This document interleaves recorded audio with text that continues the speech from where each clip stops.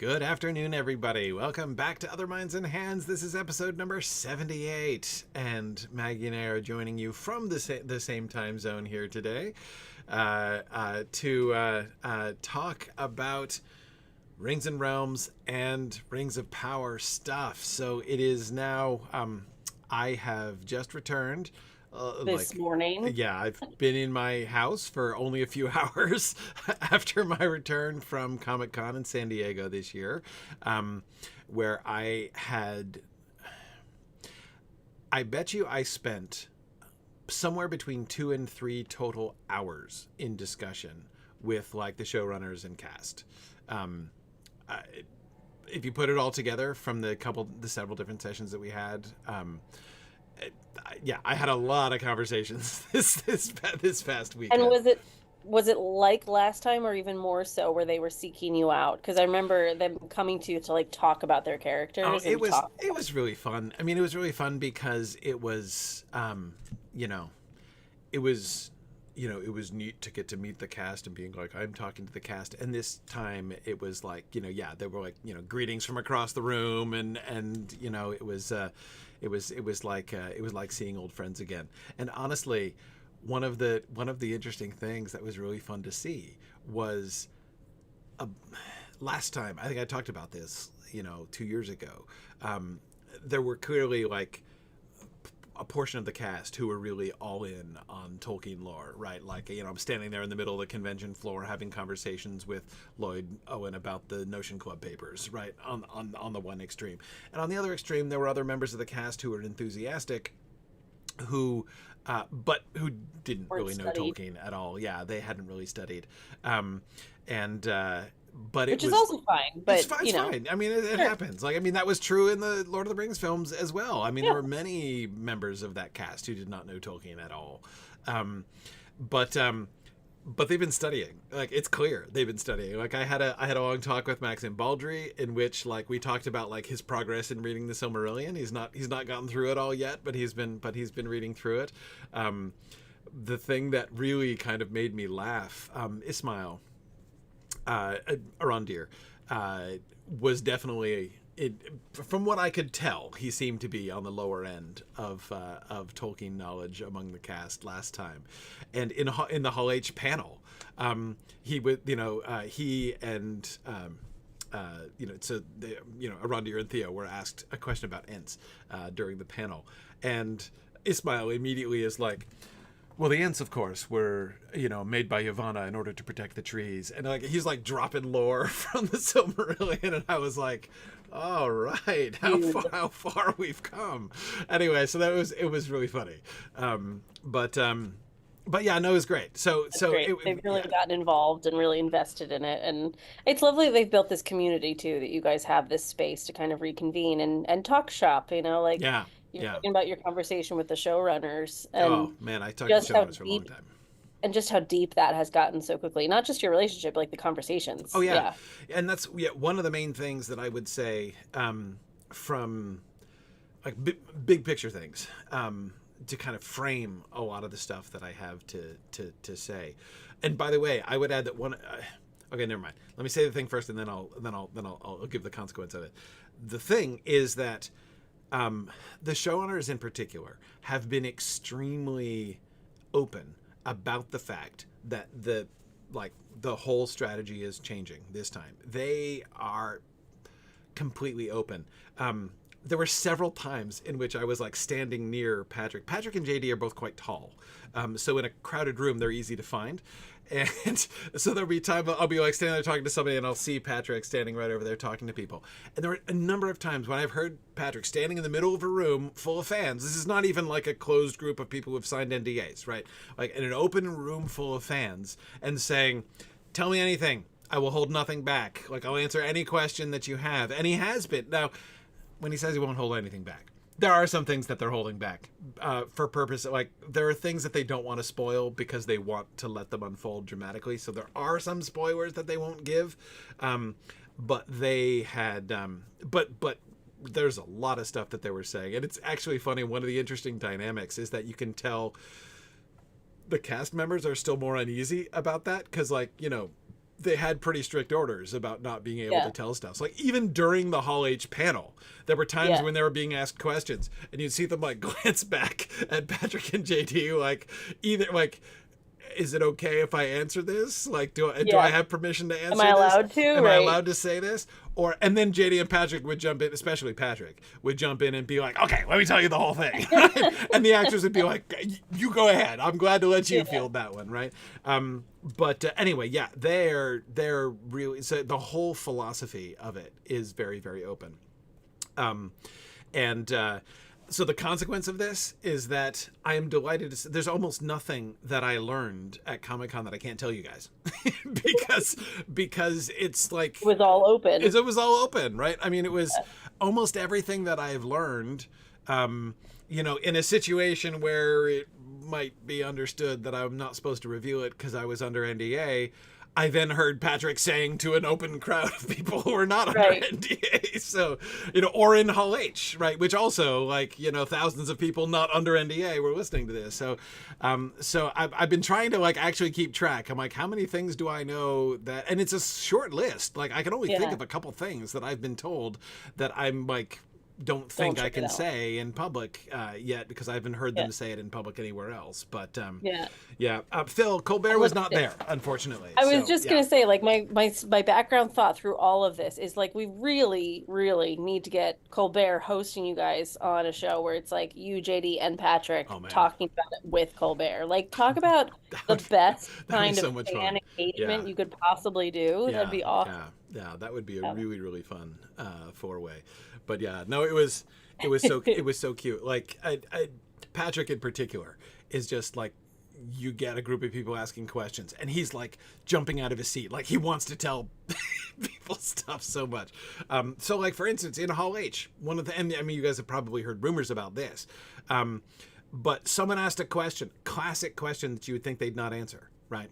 One of the questions from the audience in the Hall H session was, Glorfindel has always been cut from every adaptation. Is there any chance we're going to get Glorfindel in the Rings of Power? And you know, cast members are looking at each other, and Patrick goes, "Yes." I was like, okay, there we are. Not in season 2, but yes, they're planning. On that. Did he elaborate? So, because no, he didn't. He didn't elaborate. Because that's also a safe thing. If somebody just said, "Is there a chance?" Yes, there's a chance, but he didn't give any detail. Or yes, we will be seeing him. Yeah. No, yes, we will be seeing him. They didn't give any detail, but yeah. So, yeah. Oh, so good. So we should say all of this is making us talk a lot more. So we are heavy into Rings and Realms planning. Absolutely. Yeah. Corey's gotten a lot of interesting leads, I'm going to say, about where we're going to go with Rings and Realms. And we're not trying to be like secretly coy. We just don't want to announce anything until things are like lined up.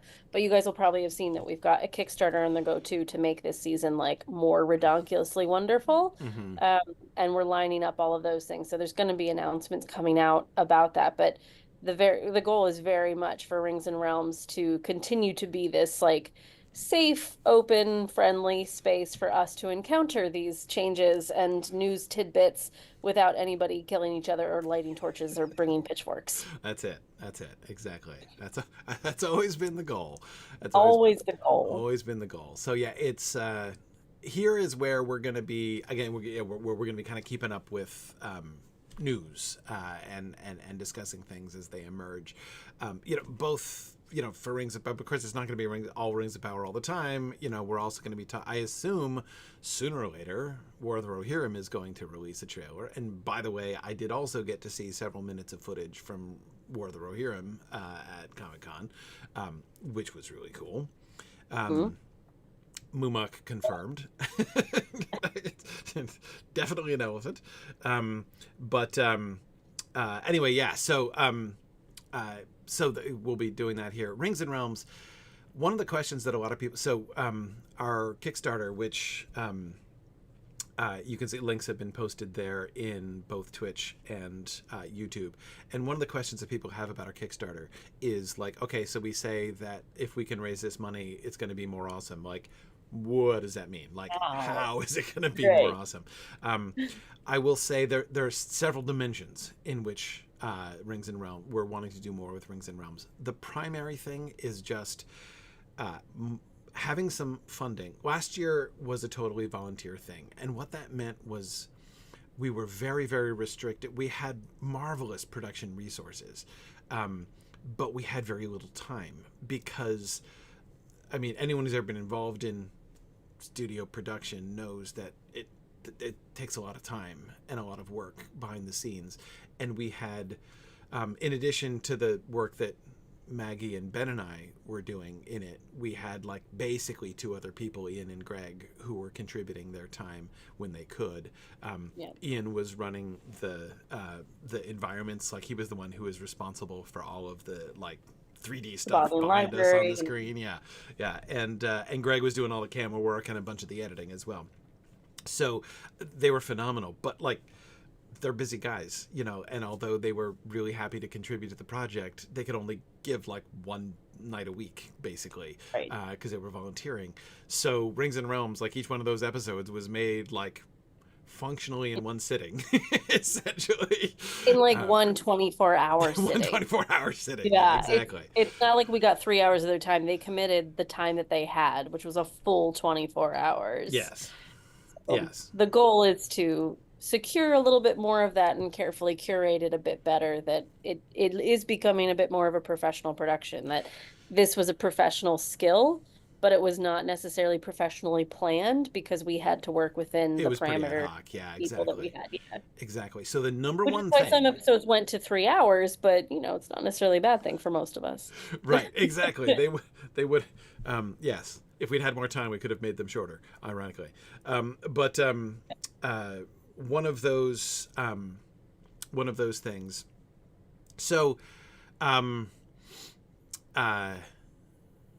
oh, hang on, let me quickly address it before I forget. Erebong was saying, I read that Daniel Wayman confirmed that the stranger is Gandalf. That is untrue. False Oh, rumor. False rumor. Just want to clarify that. Okay, so the very first thing, if we can raise our money for Kickstarter, and our initial goal is $20,000, if we can raise that $20,000 from our Kickstarter, the number one thing we can get is more crew time. We will be able to pay people to be able to, so that we can have better production experience, better post-production experience, and it's gonna mean it's gonna be more and better. So and in like that, I love yeah, go And ahead. like I love seeing the comments of how good it was. Absolutely. This is incredible equipment. This is incredible skill. These are professional folks that we're all working together to do this. But the difference there is that we had to do it in a 24-hour window. So $20,000 is purely to secure the time to make it a basic production. Like no one's going to make any money off of that. That's purely to buy the time to Yeah. have a bit more of a thoughtful process. So we do Yes. have an hour or two between viewing the show and shooting our reaction and editing what we just shot. Hmm. So having a little bit more space between those things gives us a much stronger ability to make it a better production. Yes. Yes. Yeah. Exactly. Um, yeah. So that's like the first and number one thing. But there are ways, and and yes, it's so true, Maggie. Just as you were saying, a lot of people are like, "Oh man, the production quality of Rings and Realms was so good." Like, you have no idea. Like, that was Yeah, literally the minimum. bare Like, bones. Yeah. there is so much more that we can do, and because again, having more crew time means we can do more stuff, like effects, for instance. Like we could actually, anyway. Yeah, there's so much more. Um, yeah. So yeah. All right. So that's one sense in which Rings and Realms is going to be more this year. But another Yeah. sense in which there's going to be more things that we're going to do. One of the things that we want to do in Rings and Realms, we're not going to. Maggie and I are still going to be doing like our bits. We may change the structure of them. Like I may not structure my bits in the same way that we structured them last year and stuff. But and one other big difference, Maggie, that we should probably mention is that you're going to be here. I'll be We'll be in here. the studio together. Staying Yeah. in New Hampshire until this is over. Yeah. Yeah. Yeah. That's gonna be awesome. So my bit will not be filmed on a phone and sent via WeTransfer this year. So I'm pretty Right. excited about. Yeah, Yeah. yeah, no, that'll be awesome. Yeah. But so Maggie and I's bits are gonna be the same, but we want to involve more. So three elements that I think that we're gonna that we are working to include, and we can't confirm details on this yet, but we wanted to let people know that this is what we're working on. I want to add an element of like Q&A, right? So like people able to send in questions. This is where, by the way, in the Kickstarter, so if you've seen our Kickstarter page, which I should probably like, hey, look, it's our Kickstarter page. And don't worry, we're not going to talk about this the whole time. No, We're we're going to not going switch to talk about the yeah, trailer in a yeah, minute because we're we're going to buzzing about that. Yeah, Yeah. there's lots, but there's so much to talk about. I know. If you go to our Kickstarter, you'll see that like one of the perks at the lower levels of backing is invitation to our Discord. People who are involved on the backstage Discord for Rings and Realms will be able to like make suggestions and ask questions and things like that, which we will then be able to kind of take and we'll be responding to folks and their questions and ideas during the session. So a sort of a Q&A session where we're responding to viewer questions is one element that I really want to do. And secondly, so that's one sort of new element that we want to add. Another new element that we want to add, we want to do more collaboration with more folks around the Tolkien community. Yeah. There's a bunch of people that we are hoping to sort of to bring in as guests and have discussions with, so that you can get to hear not just from me and Maggie, but that we can have the same kind of in-depth conversations with some other folks, and probably like a rotating roster of other folks who would be coming in. And these would be, scholars and content creators and a bunch of stuff like that. So that's another element, another thing that we want to do. Third is I'm also working to do some interviews with casting crew. We'd like to incorporate that. Now, you guys on Other Minds and Hands will remember we did, an interview with John Howe. We did an interview with Bear McCreary.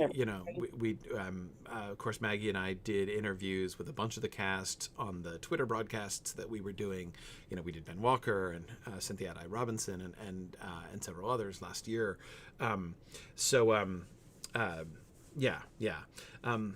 Ariel Lloyd Owen and Cynthia Adai Robinson are both wonderful. I actually got to have good conversations with both of them this past weekend. We should say this isn't just like us wishful thinking. Like these things are in motion. In motion, yeah. Yeah. Yeah, it's one of the things I was having conversations with people about at Comic-Con this weekend. So, and of course, so we'll see. We'll see what happens there. Again, if you've looked at our Kickstarter, you will have seen that one of the things that we're planning is a big event at the end, once the season is over. So not the finale episode, but after the finale episode is over, we want to do an event which is like a retrospective, going back and doing analysis of the season as a whole.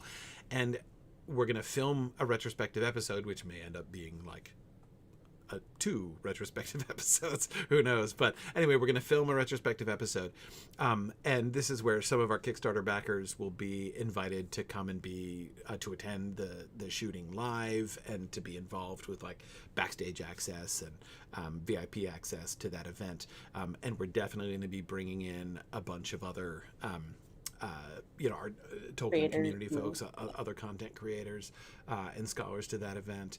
And who knows who we might be able to bring into that. That's something we'll talk about a little bit more as we move forward in our Kickstarter. But anyway, so this is keep an eye on it. This is what's building with our Kickstarter. So definitely, obviously, wanted to draw your attention to the Kickstarter. If we can hit our initial goal, of 20,000, then we'll be able to. There's so much more that we'll be able to do, and we'll be able to bring in some guests for that, both for the show and for that final episode. For that retrospective episode event. And throw that sort of party at the end. Anyway, so that is those are the things that we're planning, and we will tell you more as we learn more about that.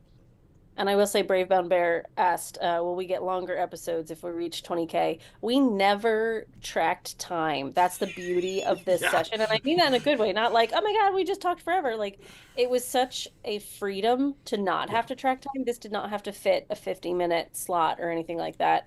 So we never tracked time. Some of the episodes were an hour and a half, some were 3 hours. It'll probably be similar, but the difference is going to be there's a lot less off the cuff. And a lot more thoughtful planning ahead of time. It'll be able to be tighter for sure. Yeah, and not as in like it's going to be scripted. It's like, no, we just will have thought about it for a few more minutes, and we'll be able to say what we want to say a little bit more clearly. The experience last year for me,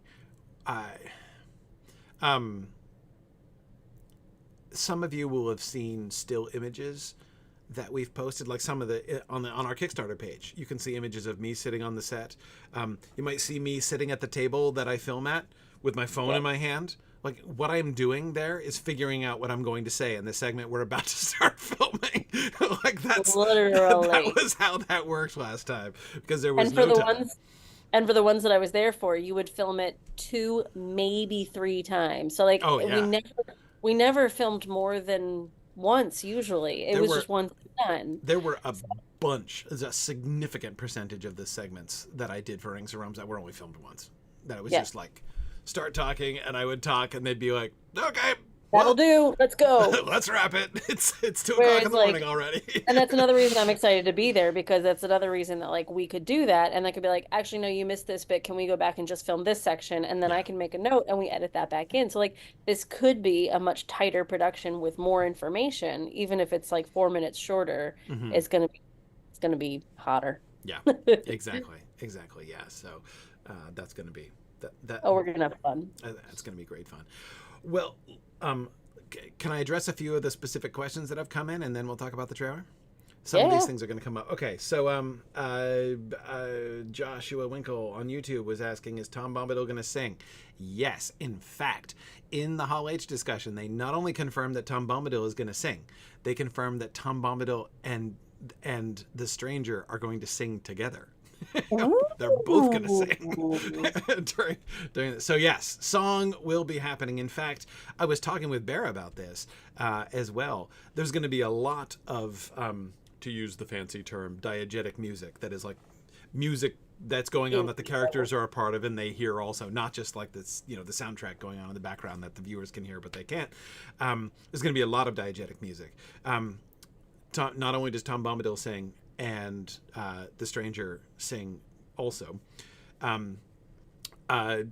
Gil-galad is going to sing. Ooh. In fact, when it was mentioned that Gil-galad was going to sing, they dared Ben Walker, who was on stage, to do it, and he stood up and sang in Quenya for like 2 or 3 bars in Quenya. Bear was gushing about that, by the way. Bear was like, later on when I was talking to Bear about that, he was like, because Ben Walker is like a Broadway actor. He has Broadway experience, so he's a really great. So Bear was like, having someone on the cast like Ben with a voice like Ben Walker's was like, oh my gosh, this is and there's going to be way more dwarf singing in season 2 than there was in season 1, which they alluded to in that first trailer. So I'm glad to hear that confirmed. Yes, awesome. Exactly. So definitely singing, definitely Tom Bombadil singing. That was definitely confirmed. Gregory Simonson was saying, I saw something about Kirian Hines as a second wizard. Yes, that is true. The fact that there is going to be a second wizard in the East was confirmed. That somebody who's going to be like an antagonist to the Stranger. Almost exactly as I predicted at the end of season 1. Totally happening. Yes.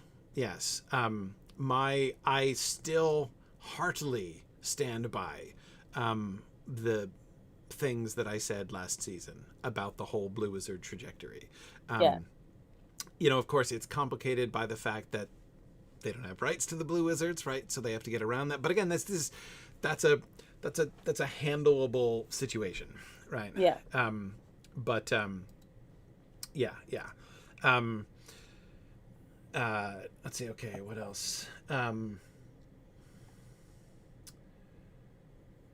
other thing.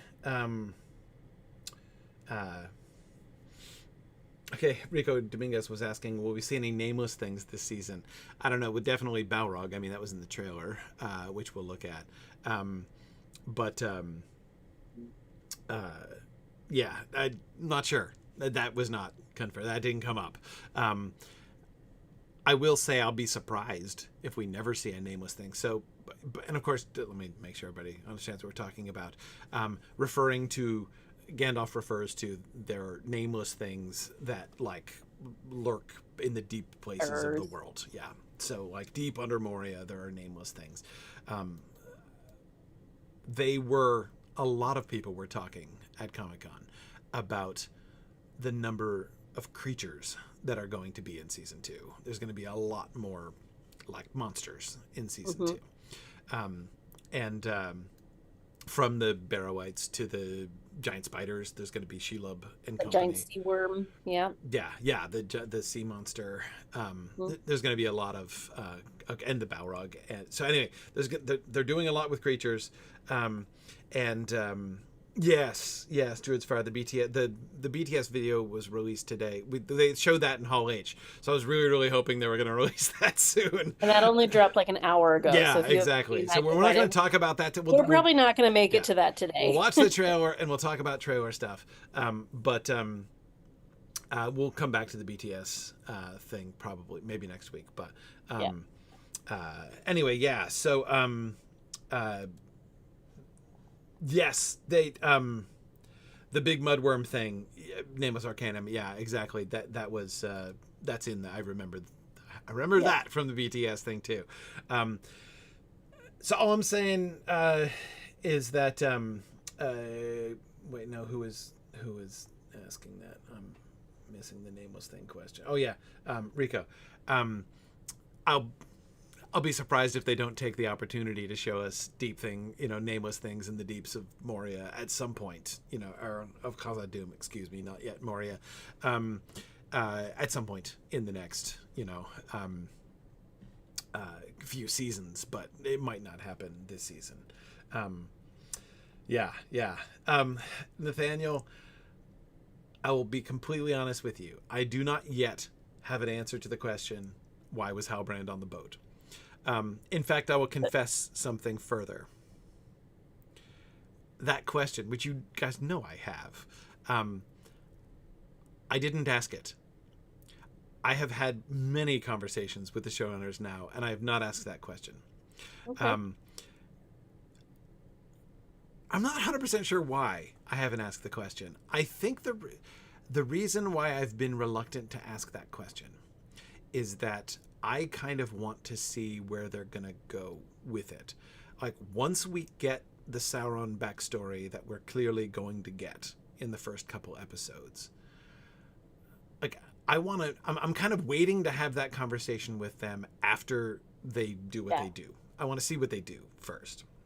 It also feels to me like one of those questions that isn't really going to matter how they answer it, except to satiate my own curiosity of if they've thought about it. Right. So, like, it feels a little bit fan servicey to ask it without like a deeper purpose of asking it. So I'm with you where like, I'm real curious. I'm surprised it hasn't been asked, but I think I'd rather just like ride this one out and see. That was how I felt too. Yeah. That was how I felt too. Yeah, exactly. So I have not had that specific conversation with folks. The most interesting conversation, and this was in the context of talking about the whole shift from secrecy in season 1 to not secrecy in season 2. Here was Patrick's explanation of that, which I thought was really interesting. He was saying, he's like, I know that a lot of people did not love like the mystery thing. But he said mystery, he didn't think that mystery was actually the right word. He was like, look, here's the situation. Sauron is the primary, like, through character of the whole show. Like, there's a sense in which this whole story is like Sauron's story in part, or at least this, this is all the story of what Sauron is doing, right? And Sauron's the primary story of Sauron's career and trajectory through the Second Age is one of deception and manipulation. Mm-hmm. He is going to deceive and manipulate Celebrimbor as Anatar. That's what season 2 is going to be primarily about. That's going to be like the dominant storyline of season 2. He's going to, eventually, of course, as we know, he is going to deceive and manipulate Ar-Pharazôn and the Númenóreans as well, leading up to the downfall of Númenor. So that whole, that element of, like, deception and manipulation is the primary thing about Sauron's character. And so what Patrick said was, he's like, we made the decision from the outset that we wanted to give the viewers themselves the opportunity to have that experience also.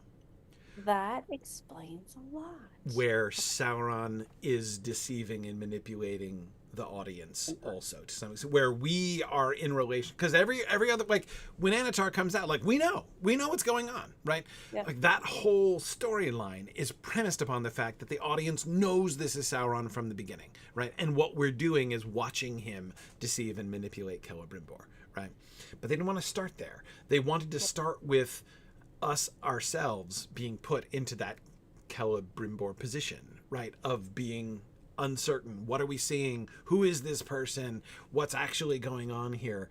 They wanted the audience to have that experience, and they're like, season 1 is the only chance that we have, for that. Sorry, go ahead. And even went so far, Nameless Arcadian was saying it on Twitch, of creating a moment of sympathy, where you're starting to question, like, is he actually a bad guy? He was trying to do good. He was trying to escape. He was trying for a fresh start. Like, they're building that sympathy into the character. That's a really great way to explain it, because otherwise it does seem like a cheap trick. Right. But if you're like, no, we're trying to involve you in this deception and being the recipient of this deception the same way everybody else in the story was, that's a really interesting way to almost, like, break the fourth wall. Like, they're knowing that the audience is questioning this already, and they're like, yep, we're going to play with this. Right, exactly. Really, so Eric, that of course, like, Eric says, but we do already know. Everyone already knows. Exactly. That's the point, right? That's the point. Is, again, had Anatar come in, deceiving Celebrimbor, everybody. Patrick was resistant to the idea. Somebody used the word mystery, and he was like, mystery is not what we were going for. It wasn't exactly supposed to, like, it's not like, it wasn't supposed to be a surprise exactly, but it was supposed to be unknown. And he's like, the goal was not that, like, nobody could possibly guess that Halbrand was Sauron, until, like, we sprang it at the end and everyone was like, oh my gosh, I can't believe it. So, like, he's like, that's not what we were even going for. It's not what we wanted. Like, we wanted there to be suspicions and uneasiness and an increasing conviction that this is almost certainly the case. Like, they wanted us to enter into episode 8 with, a pretty firm idea that that's what was happening here, but also giving, as you say, as you're suggesting, that opportunity for seeing complexity even in Sauron's own character, right? Yeah. Like, he was manipulating Galadriel, right? And of course, that's the other thing. Like, we, the audience, were sort of in parallel with Galadriel from the beginning of the season, right? She was sort of the point of view character of season 1, right?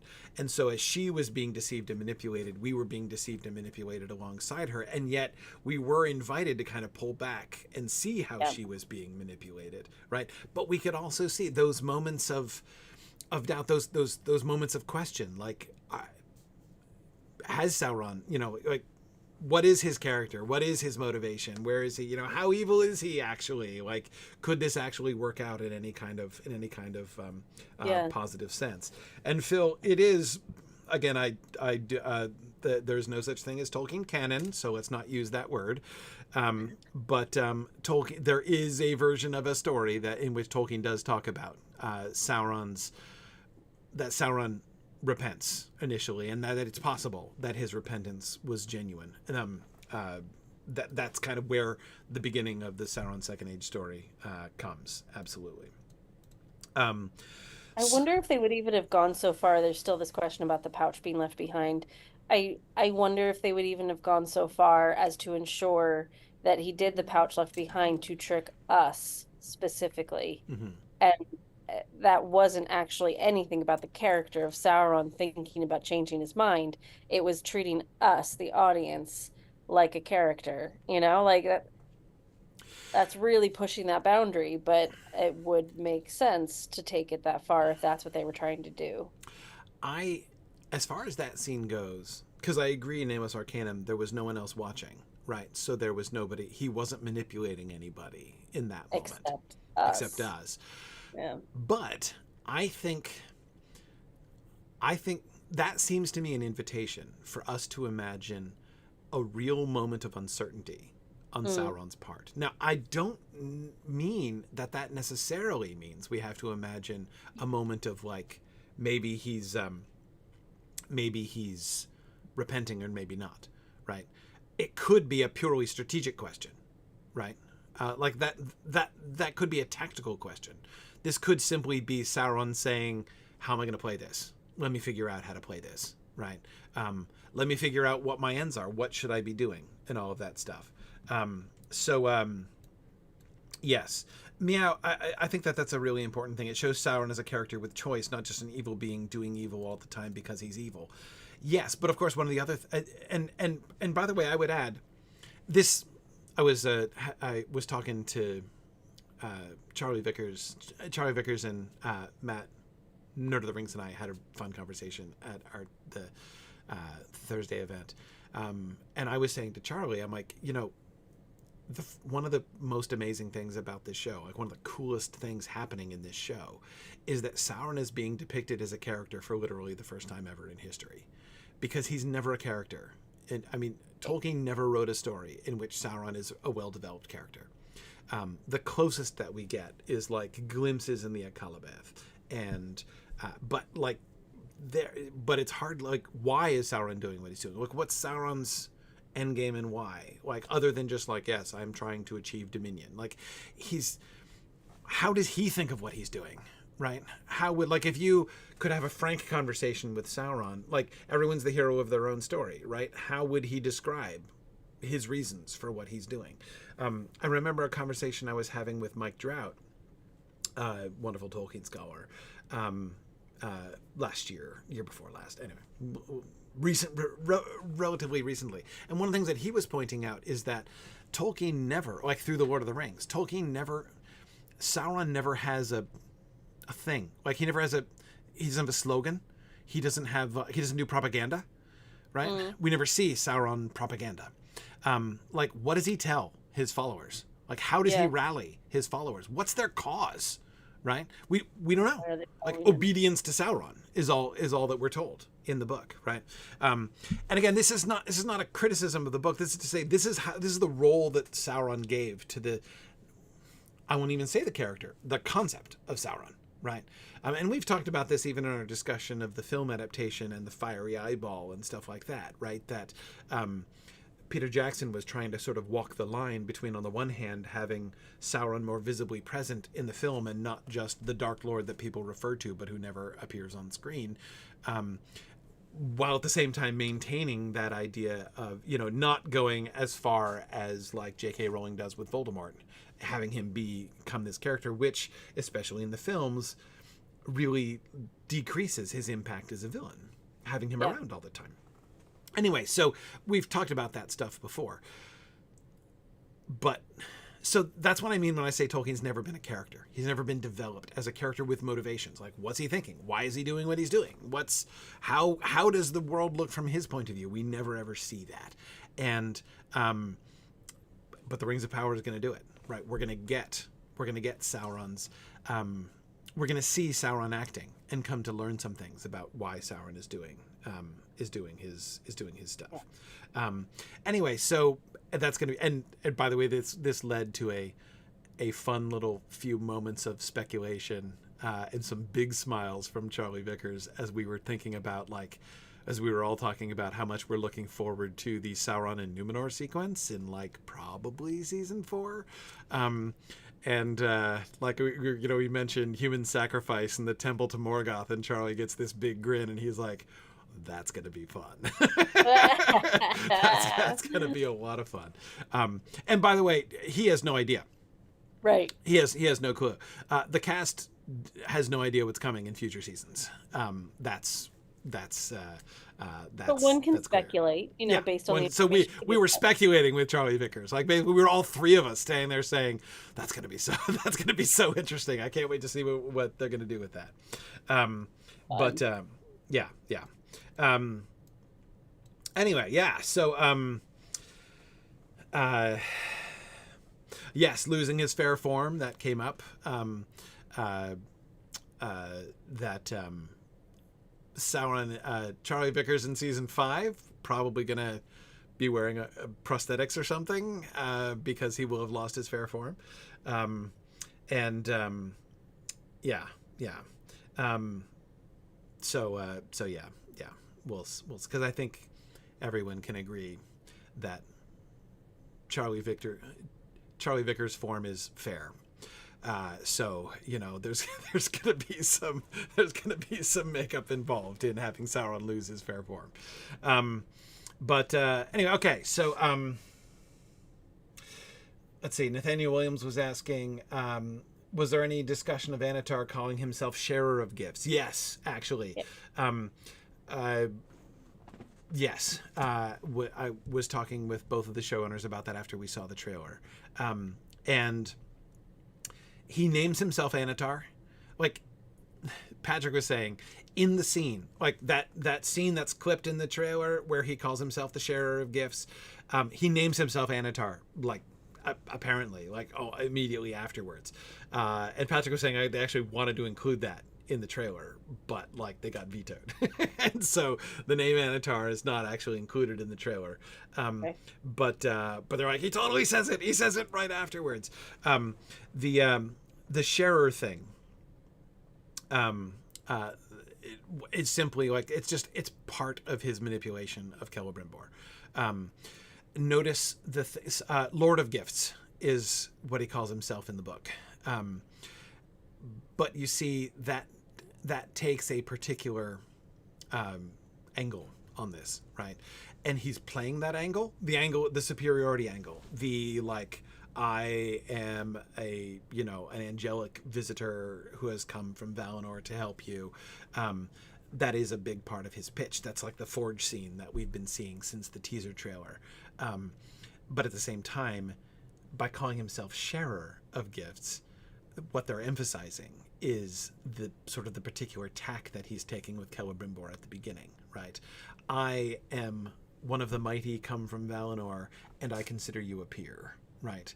And I am come here not to rule over you, but to be your collaborator, right? That seems to be the angle that they're going with there. Diomedia, think even giver of gifts, that still has the same dynamic, right? There is I am the one who comes to give gifts. Still, I think they're gonna get there. Like that element is gonna be present. But anyway, what is very clear, what all of them have talked about a great deal, is the psychological drama of Charlie and Charlie, right? The Charlies, as they kept calling them, of Celebrimbor and Sauron through the season is going to be the primary focal point of the whole season. Maggie, this is a nugget I've been waiting to tell you because I know how interested you will be in this. Charles Edwards told me that unlike any production he's ever been, Charles Edwards, a very experienced actor, unlike any screen production he's ever been in, they filmed all of the Anatar Celebrimbor sequence in order. Ooh. In order. Charles is like, I'd never had that ever before. Very rare. But they chose to film them in it, first of all, because it was practical. It was possible in practical terms because they were kind of in the same set most of the time. Yeah. And they and he said like they did it, like the showrunner said they wanted to film it in order because they wanted the two of them to really like feel the whole, you know, build. They wanted to have the entire arc of the relationship between Sauron and Celebrimbor be sort of organic in that way. I wonder if they like. So that hardly ever happens purely for the practical element because you can't, you know, like everybody's everywhere. You have to shoot where the location is that day because it takes 6 hours to set up lighting and that's what has to get shot. But the fact that they're in the same space made that doable. I wonder if they had that plan in mind already when they were scripting. Yeah. You know, if they wanted that relationship to build, so they put them in the same location. Yeah. Yeah. Cool. Exactly. Yeah. It was funny. Charlie Vickers' comment on this is he was like, yeah, it's like, you know, Charlie and I, so, you know, Celebrimbor, he's like, you know, we were filming together, just the two of us for so long, you know, he's like, and our scenes are almost all conversation, like we're standing there talking to each other. He's like, we began to feel we were in like a kitchen drama. Basically, it was just like the two of us in one room standing around and talking, you know. And you know, Charlie Vickers says like there was a point during the filming where like Charlie and I were, you know, having a drink afterwards and being like, this isn't going to be quite boring, is it? Because like just us standing around and talking. He's like, but then we saw the first 3 episodes and we're like, no, it's not boring. You'll be fine. No, it works. It works. That's also kind of nice though, because that means that their scenes are going to be like the calming breath. So we're going to have like that crazy action, all that stuff going on, but they will continue to kind of keep the tone of informative and steady. Yes. That's cool. That's cool to know going into it too. Yeah. So when we see their scenes, we can all, whew. Yeah, exactly. So the whole trajectory of those two and that story, the Celebrimbor story, that is the big, that is the as I say, that's the centerpiece. It's not dominant in the sense that like all of the time is going to be spent on it, but that is really the core and centerpiece. This is one of the very first things that JD and Patrick ever said, you know, in a conversation where I was, is that's the heart of season 2, is the story of the manipulation of Celebrimbor by Anatar. And we've talked a lot about through lines, so there will probably be a fairly clear through line, which my guess is Sauron, of all 5 seasons. But then each season is going to have its own kind of focal through line. Yeah. And it's good to know that with this one. Like, okay, so everything will tie into the action that's happening with these guys. Yeah. No, that was really fun. It was funny when we so there was a Thursday night event at Comic-Con where we got to meet all the cast and stuff. And so I kind of went in there were like 2 ways in. One way was like past this big set where you could take like really fancy selfies in front of it. And there was like a big crowd there. And I was like, oh, it's a long line. And, you know, anyway, so, but then there was this other like side entrance. It's like, oh, or you could just go straight into the party over here. And I was like, oh, okay, well, I'll just go straight into the party. I can do a selfie thing later, whatever. So I walked in and I was expecting there to be a moment where they were like, and now here's the cast coming in. So I went in and there were like, it's a much darker room. So I went in and my eyes were like just adjusting to the darkness. And there were like, you know, maybe 20 people already there in the room before I got in there. And so I walked in there and I almost physically bumped into Charles Edwards. Like he was the first person I saw. And I was like, oh, well, here they are. So I immediately, because I had heard about this whole the drama with Celebrimbor and Sauron, and so I was immediately like, tell me about that. Tell me whatever you can about that. Yeah. Anyway, okay. Excellent. Sorry, I was just attacked by a toddler. It happens. It happens. I heard them coming. I was like, it's imminent. The door handle. I'm like, I'm just going to mute real quick. Yeah, no problem. No problem. Okay, so let me make sure I got the end of that. So you skipped the queue and then you basically had one-on-one with everybody? Well, I skipped the queue and like physically bumped into Charles Edwards when I went into the room, and I was like, "Oh, look, the cast's already here." So it was one funny kind of trend. Because all of the time that we got with cast was like mingling in a big crowded room. I realized about 3/4 of the way through, I'm like, I didn't get to talk to everybody. There were a bunch of the cast I didn't get a chance to connect with because there was only so much time to talk to everybody. But there was a distinct correlation. I talked to, it correlated with height. I missed all of the shorter actors. Because the tall ones are really easy to find in the room. Like I could see them from a distance. Well, and you're also very tall, so we really need to work on your heightism. Yeah, well, it wasn't bias. It was just like physical capability. Like I couldn't see Morvith and Emma Horvath. Emma who plays Aarion and Morvith who plays Galadriel. I never saw Morvith. I couldn't find her in the room because she's harder to see in the crowd. But like Ben Walker, Charlie, they're both 6'4". They're easy to find, right? I did find Rob Arameo, who is not one of the taller of the cast members, but I did find him, which was really But he's also a huge follower and fan of your work too, isn't he? Yeah, so he's great. It's always so great to talk to Rob. But we should actually watch the trailer. We should actually watch the trailer. Yeah, we should actually watch the trailer. Hang on, let me take the Kickstarter down here. Okay, there we go. Let's actually watch the trailer, and then we'll get to some other stuff. Okay, here we go. Oh wait, hang on a second. Let me make sure I've got my audio synced right. Hang on one moment. Okay.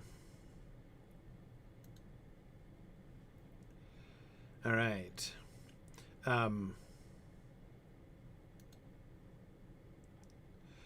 Actually, can I get a quick sound check from you, Maggie? Yep. Sorry, I just muted myself. Okay, good. Oh, that's good. All right, I'm just making sure. All right. Sorry, I forgot to. I set up the audio for you and me, but I forgot to set up the audio for the trailer. Okay. Let me know if we're not getting audio here. Okay. Here we go. Sauron sees himself as master of all Middle-earth. He seeks to rule it not only through conquest, but by bending the minds of all its peoples to his own. And for that, he needs not armies. No! But rings.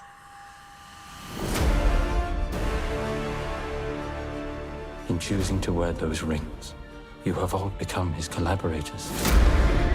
I know you believe this ring is deceiving me, but I believe it is guiding me. All this may be by his design. These rings may be how he attains power. They must be destroyed. We will discuss the rings once you have answered the question. Who is this man? He is no man.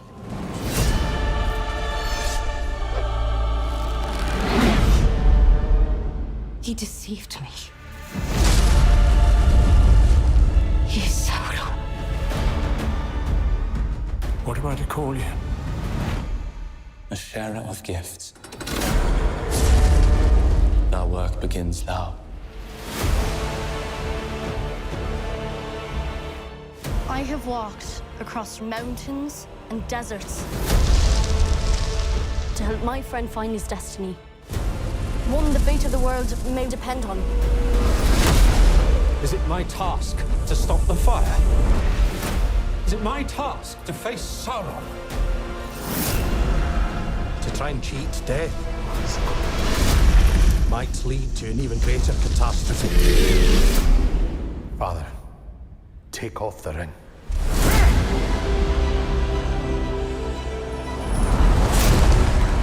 I'm afraid, Durin. Every soul in Middle-earth is in peril. Will you abandon them to their doom? No, what have you done to me? Sauron to me. Promise me, Elrond. You will not stop until he is destroyed. Forgiveness takes an age. I need your axe, old friend. Fight with me. Fight with our friends! When the darkness falls, there are always some who rise forth and shine.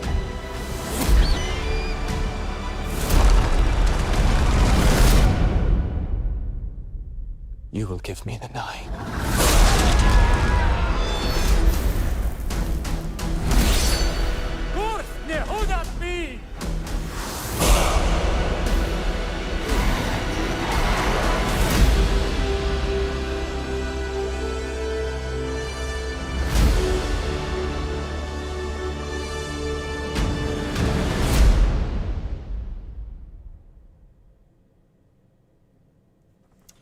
Okay. There's a lot. There's a lot. So, Maggie, here's another interesting filmmaking thing. Okay. They confirmed that the battle is going to last for 3 episodes. Whoa. Yes. Not solely. They have to intercut it with other stuff. Yeah, they will. The battle will be going on for 3 episodes. It will be going on for 3 episodes. That sounds crazy, but like I remember this conversation happening when 24 came out, and they were like, "How can you do a whole show that only lasts in 24 hours?" And it's like real easy. Like you just cover a lot of different perspectives. Yes. Okay, cool. Yeah, exactly. When Patrick was talking about that, he said, like, look, battles like that, especially a siege of a city, takes place over, weeks or months often.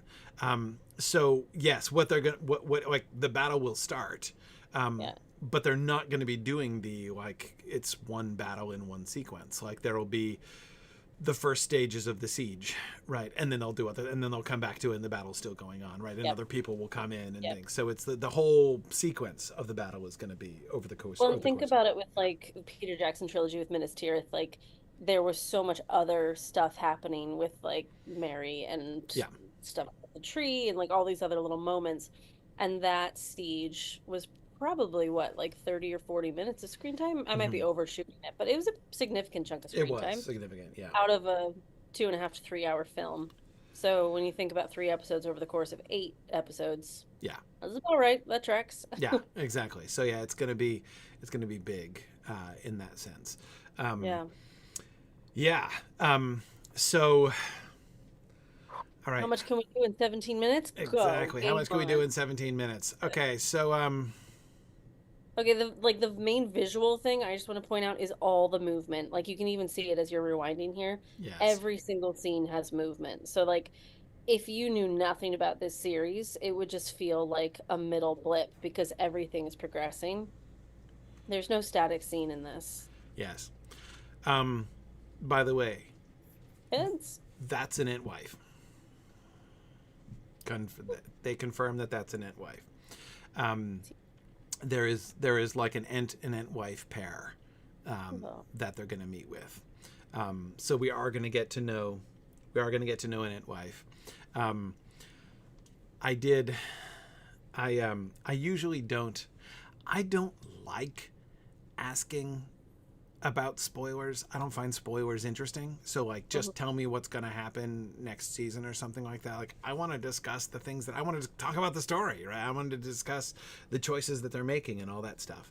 But anyway, one thing that I did ask after we got the Entwives in this, I was like, I'm like, is that Finn Brethil? Was the first question I had. She's the only named Entwife. She was like Treebeard's partner, basically. Yeah. And they said no, it's not Finn Brethil. It's not Finn Brethil. And secondly, I asked, I'm like, so the Brownlands, like, is it? Basically, I'm asking about the death of the Entwives, like the destruction of the gardens of the Entwives, and definitely not in season 2. So that means you can enjoy the Entwives without too much trepidation. We can get to know the Entwives a little bit before the worst and happens. not just see their demise. Yeah, exactly. Yes, Nameless Arcanum, I believe we are going to see the Brownlands before there are the Brownlands, but I don't think that's going to happen in this season. I doubt that's going to. I don't know for sure, but I don't think that's going to happen in this season. But we will get to meet an Endwife. And they're going to be, I think, primarily involved in the Theo and Arondir, Theo, Arondir, Isildur plotline. And we saw a little moment of that with the behind the scenes, which we're not going to talk about, obviously, but Theo's the one that talks about it in that. Yeah, exactly. And he even asked, am I allowed to say? Yeah, exactly. No, they're always doing that. Like, yep. But yeah, so actually this is, we've talked before also, Maggie, about how you can never quite trust trailers because like the cuts that they do. But this actually does seem to, I don't know if this is actually the same scene, but I do believe that Arondir is in fact looking up at the Endwife there. Okay. But I will also say Tom Bombadil's boots look more yellow in person than they looked in the pictures. They put a little filter on. That we got. Yeah. They're not like bright yellow galoshes, right? I mean, they're not wellies, right? They're leather, and so they're still leather. But Canal is asking, what about Celeborn? He is showing up, but not in this season. We're not going to get Celeborn in season 2. That was something that was confirmed several times. Okay. Well, that's good. Anyway, but I agree. Like the motion, it's everywhere. It's everywhere. Yeah. And one of the things that suggests, right? Like as kind of reading the trailer in this way, this seems like a sort of promise for more action, like more, that there's going to be not just like action sequences, literally like stunt sequences, essentially, but that the story and that seems to go along with everything that we've heard everywhere. That movement more than anything else. That this is taking us from A to B, so let's physically show everybody moving from A to B, left to right, whatever. Like everybody's progressing here.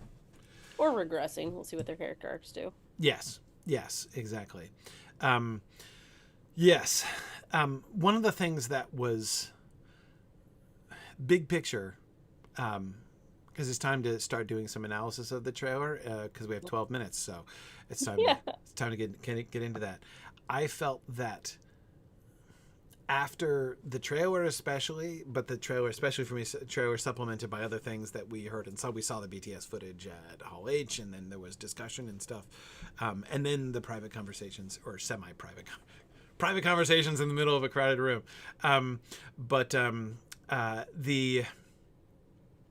The one thing that I emerged from like all of this stuff as a whole with is a sense, a much more coherent sense of the narrative lines of season 2. And that's the thing that made me happiest, actually, to begin to see the way that you're going to, we're going to have Celebrimbor and Sauron, right, at the heart of it. We're going to have Galadriel and Elrond, and to a lesser extent, Gil-galad, in their their reaction towards and their resistance to Sauron. We're going to have the Durin plotline, right? And the problems in Khazad-dûm, the schism between Durin and his father, which emerged at the very end of last season, and which, as we can tell in this trailer, is going to become significantly focused upon the Ring of Power as his father claims the ring, and Durin is really uncomfortable about with that. So something even like a schism, or I don't know if so far as civil war, but like actual conflict between like two definitely factions within the Dwarf Kingdom.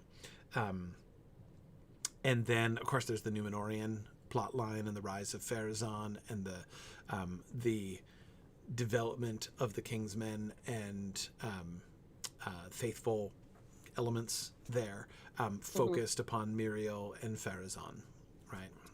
And this really does do a really good job of showing us those little snippets of each of these groups. It serves as like a bit of a reminder as well as yes, an update. yes, yes. And then of course, then there's the Stranger and Nori going into the east. Yeah. And so anyway, I was delighted. Yeah, we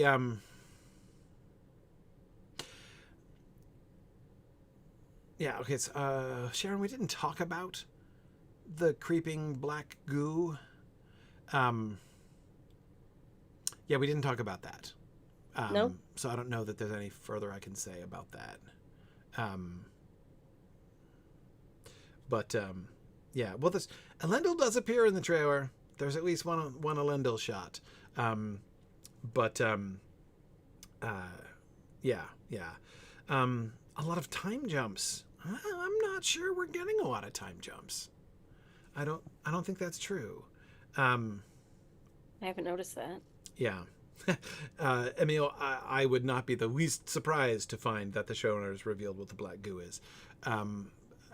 They're not holding much back. Yeah. Well, I certainly agree. One cannot have too much Elendil.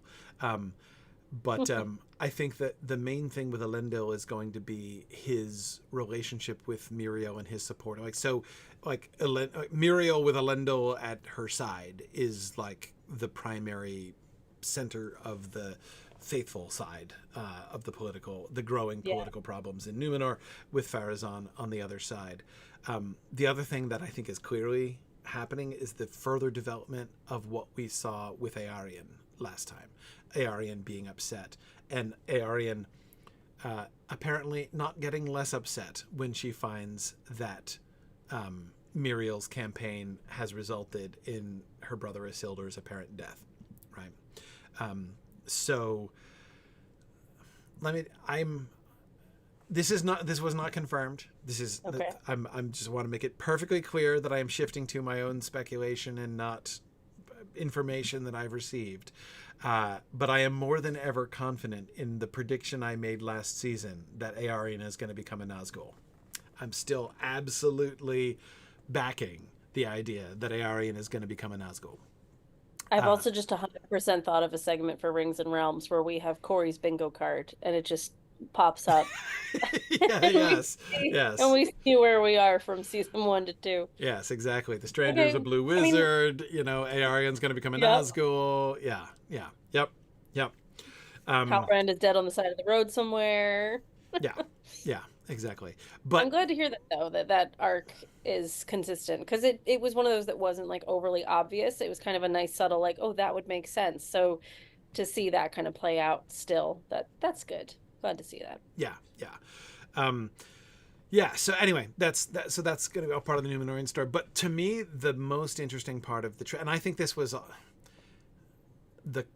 the smartest thing for them to do from a marketing standpoint, was how they framed the trailer at the very start, right?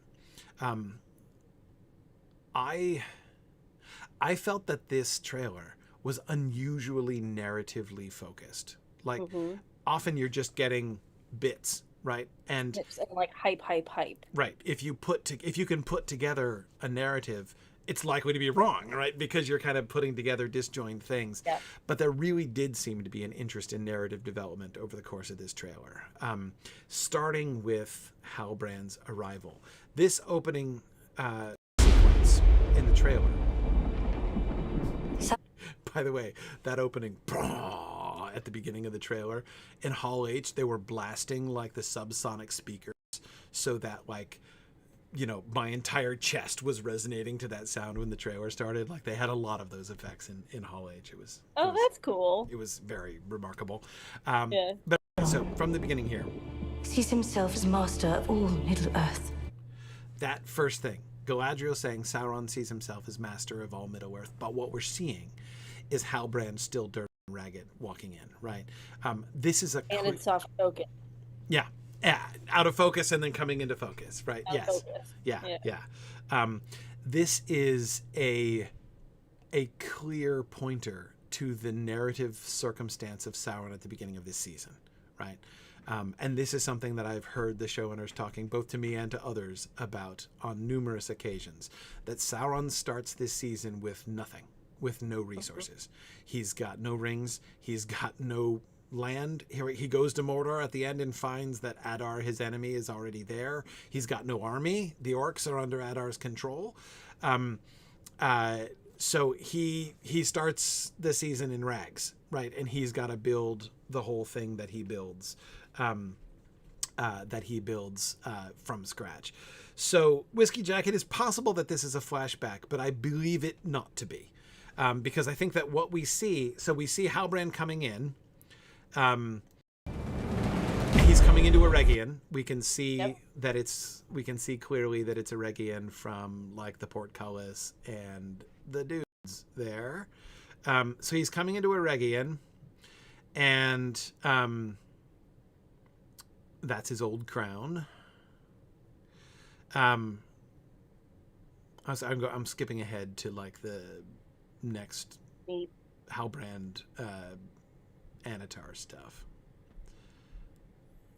Okay, here, right. So look, so there he is, still in the same ragged. This is him appearing as Halbrand. So everyone will remember, like the biggest negative reaction that people were having to the teaser trailer was the whole Clark Kent thing, right? Like, oh, how is it? It's really dumb. He puts on a blonde wig, and now you're not supposed to recognize him.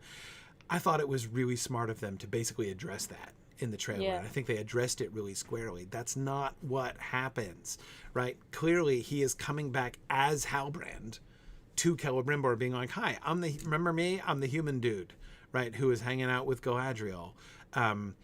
And we see him coming in. That's Celebrimbor closing the doors behind them, like closing the two of them in, right, to this private chamber. And then once he's in, he's going to be like, he's going to reveal, yeah, I'm not actually just a human, right? I'm something else. I'm Anatar, right? Mm-hmm. And so that's when he's going to reveal himself and see, this is my true form. I'm trying to catch the frame where a moment we get his face. There we go. He's like, this is my true form. Like, I've been in disguise all along, which is of course perfectly true, right? And obviously there are elements of this which are just, the ways in which both that approach and even the visuals of this shot play on the fact that he is deceiving Celebrimbor by telling him part of the truth, right? Part of the version of the truth. That in fact, I am a Maiar, though they can't use the word Maiar because it's not in the Lord of the Rings. I am from Valinor, right? I am from Valinor, come among you. YouTube. That's all perfectly true, right? Can I do it? But anyway, so yes, how he uses this as a way to manipulate Celebrimbor. So just the fact that they actually seem to sort of show that story. Here's how that's going to happen. Here's how that's going to set up. So no, like when he's wearing the blonde wig, like it's not supposed to be that Celebrimbor doesn't know who he is. He has revealed himself. And yes, JJ, that is exactly my belief. JJ says, I wonder if he'll use the fact that Galadriel doesn't trust him to try to turn Celebrimbor against her. Exactly. I exactly believe he's going to be making hay out of the fact that Galadriel doesn't admit the truth to Celebrimbor. Whether because she's ashamed that she was deceived or whatever. But anyway, yeah. So yeah. I hadn't really thought about that. I wonder if it was a reaction or if it was pre-planned to just hit that on the head anyway. So I don't know how reactive they are to fan comments and, things people are saying within the community, but it's nice to think that they were already prepared for that and be like, Right. Here you go. Right. Yeah. Yeah. Don't worry so much about the Clark Kent thing. Right. Yeah. That's not in fact how it's going to go down. It's nice when you're told that in a trailer, though. Like, everybody simmer down about this thing. This is not what you need to lose your mind about. Like, Yeah. there's a lot of management element in that. That's quite handy. So they won't be coming into the show with that already an issue. We've kind of satiated that. Yes. We're out of time, so we don't have time to discuss this. But let me just throw this one thing out there. One question that a lot of people are sort of asking about is that one of the changes that they made, and they know they made this change from the books, is the sequence of the creation of the rings. The narrative of the forging of the Rings of Power is that Annatar and Celebrimbor get together and they collaborate on the 9 and the 7, and then Celebrimbor on his own makes the 3 without Sauron's assistance, and then Sauron goes and makes the 1 last. And of course, in the show, they make the 3 first, and now they're going to be making the 7 and the 9, as we have explicit references to in both of the trailers that we've seen. So the sequence, they're changing the sequence. They know they're changing the sequence. Why? What is the effect of that choice? Like, what do they gain from that choice? And, you know, so I mean, you guys have heard me do this lots of time, thinking about an adaptation choice like this in a cost-benefit sort of sense. Yeah. And there's a lot more to say about this. We can continue this discussion on another time. I'm not going to get into the whole thing. I just want to say I really like it. I really like it in the sense that so far what it seems to me that they gain, I think is worth the price so far. We'll see. But here's the thing that I love about it.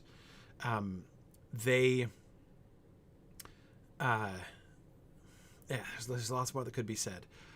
One of the things that has been clear from the trailers and the stills and everything that they've done, and made emphatically clear with Elrond's words to Galadriel at the beginning of this trailer, is that there are doubts cast over the 3, right? The 3, Sauron didn't touch them, right? That's true in the show too. He wasn't there, right, when the 3 are forged at the very end of the show. It's after he reveals himself to Galadriel and departs that the 3 are made. So it's true in the show as well that Sauron wasn't there and didn't take part in the making of the 3. And it's before he even begins to twist Celebrimbor in the way that we are going to be seeing here in season 2, explicitly with the 7 and the 9. That stuff all fits. But remember that they were releasing in the first trailer, remember they had and in the darkness bind them. And they cut right from that line to that shot of the 3 rings with the hands in the middle, like their 3 hands wearing the rings, right? Yeah. And I was talking at the time how I really like that, right? My reading of The Lord of the Rings is that the 3 are shady. Like, the 3 rings are very questionable. Yes, it's true. Sauron, they're not corrupted by Sauron. But the 3 elvish rings of power it's a corrupt impulse to make the rings of power. Yeah. Like, the motivation of Celebrimbor and of the other elves behind both the concept, the creation, and the use of the elvish rings of power is dubious at best. Not evil, not corrupted, not evil, but it is not a positive. It is not a positive impulse. That desire to preserve things unstained, that's nice. But to say we're gonna oppose time, we're gonna basically go against what Iluvatar has put into place with the shaping of the world. Like, we're going to try to control the world and shape it after our own mind and resist what's going on in the rest, resist the way that the rest of the world is made. Like, that is not okay. It's very egotistical. It's very unelvish. Yeah. Yeah. Yeah. That motivation is off. Yeah, exactly. I mean, I think it's not that they're evil. It's not that they're, if one is too black or white, are they good or are they bad? Then, it doesn't sort of get it. But they're questionable. It is not a purely good impulse. And this, I think, is why the three are taken away at the end. Like the choice of the three wielders of the three to not only leave Middle-earth, but to leave Middle-earth and to take the three with them at the end of the Third Age, I think there's an acknowledgement in that time that like, yeah, this has gotta stop. Anyway, so I like how they, as far as I can see, the Rings of Power really seems to be leaning into that element of the three.